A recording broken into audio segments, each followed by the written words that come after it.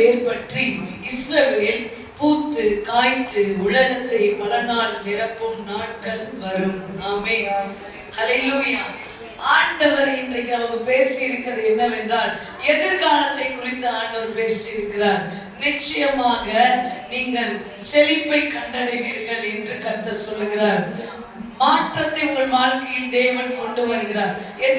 எதிர்கால ஆசீர்வாதங்களை குறித்து கர்த்தர் இந்த நாள்ல பேசுகிறார். ஆமென். இப்ப இருக்கிறத பத்தி பேசல, இப்ப நீங்க எப்படி இருக்கிறீங்க என்ற நிலையை பத்தி ஆண்டவர் பேசல. அடுத்து உங்க வாழ்க்கையில் என்ன நடக்க போகுது, அடுத்து நீங்க உங்களுடைய வாழ்க்கை எப்படி மாற போகிறது.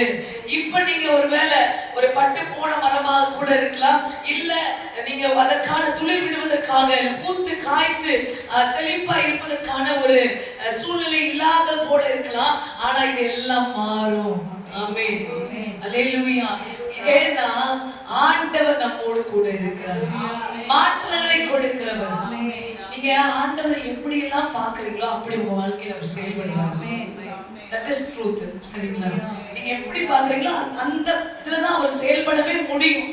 ஆமென். அப்ப அவர் மாற்றங்களை கொடுக்கிறவர் என்று பார்த்தீங்க அப்படின்னா அவர் மாற்றங்களை கொடுப்பார்.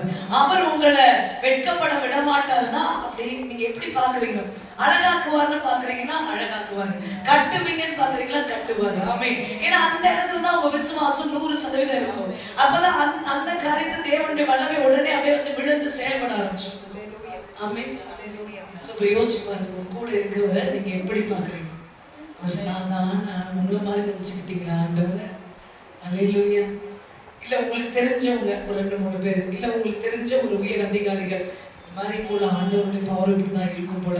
சில பவர்லாம் அவங்க காட்டும் போது உயர் அதிகாரிகள் வந்து சில அவங்களுடைய அதிகாரத்துவத்தை காட்டும் போது இப்படிதான் ஆண்டவருடைய அதிகாரம் இருக்கும் நீங்க நினைக்கலாம். அவ்வளவு அளவு இல்லைங்க, அதை விட பெரியது. ஆமென்.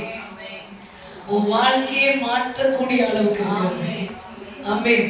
நீ இருந்த நிலையிலிருந்து அப்படியே டோட்டலி சேஞ்ச் ஆகிற ஒரு சேஞ்ச், லைஃப் சேஞ்சரா கர்த்தர் இருக்கிறார். ஆமென். ஆமென். ஹல்லேலூயா. பைபிள் அப்படிதான். நீங்க அவரை எத்தனை மக்கள் பழைய ஏற்பாடுல சரி புதிய ஏற்பாடுல சரி இயேசு கிறிஸ்து தேவனுடைய வார்த்தை யாரையெல்லாம் சந்தித்ததோ அவர்கள் வாழ்க்கை மாற்றப்பட்டது. ஆமென். அல்லேலூயா. அது எப்படி மாற்றப்பட்டது? தேவ நாமம் மகிமைப்படும்படி மாற்றப்பட்டது. தேவனுக்கு